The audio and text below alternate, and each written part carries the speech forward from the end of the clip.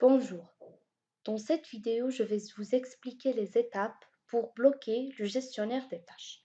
D'abord, c'est quoi un gestionnaire des tâches? Le gestionnaire des tâches est un outil présent sur les systèmes d'exploitation développés par Microsoft qui permet d'afficher les applications, les processus en cours des exécutions pour les arrêter ou modifier leurs priorités, de basculer d'un programme à un autre, d'accéder aux fonctions de démarrage et d'extinction et de contrôler les informations et les performances. Pour bloquer le gestionnaire des tâches pour certains utilisateurs, il faut suivre les étapes suivantes. D'abord, on va vers Outils,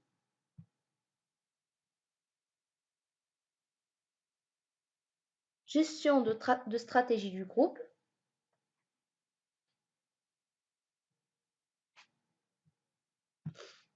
Une fois on est sur cette interface, on va créer un objet GPO qu'on va l'appeler blocage de gestionnaire des tâches.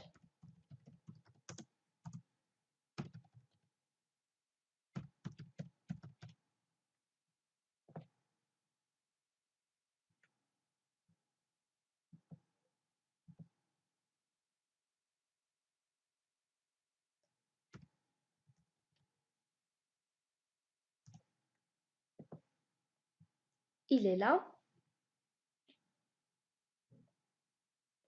Donc, on va vers ce GPO qu'on vient de créer. On remarque très bien qu'il n'y a aucun utilisateur là ajouté dans ce GPO. Aussi, si on va vers paramètres, on remarque qu'aucune stratégie n'est appliquée sur cette GPO. Donc, on clique droit sur modifier. On va vers stratégie, modèle d'administration, système.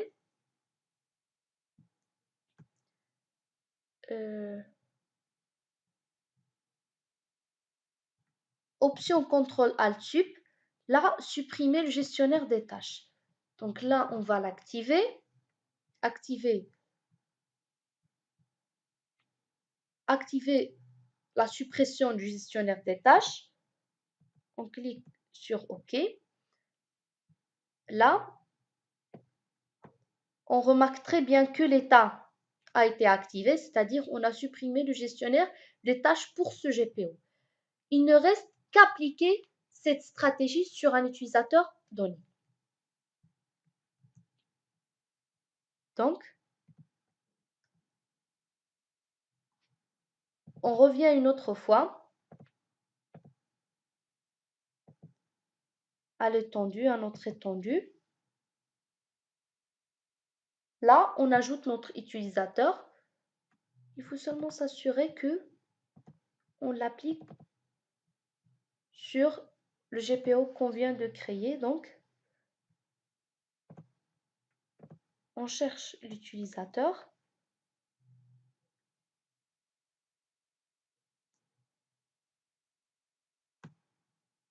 Moi, je vais l'appliquer pour cet utilisateur.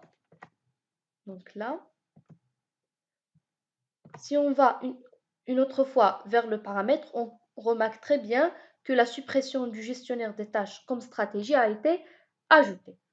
Maintenant, il ne reste qu'à vérifier que le gestionnaire des tâches a été supprimé dans le compte de l'utilisateur qu'on vient de l'ajouter. Donc, une fois sur le compte de cet utilisateur, il faut se déconnecter et se reconnecter une autre fois, deuxième fois.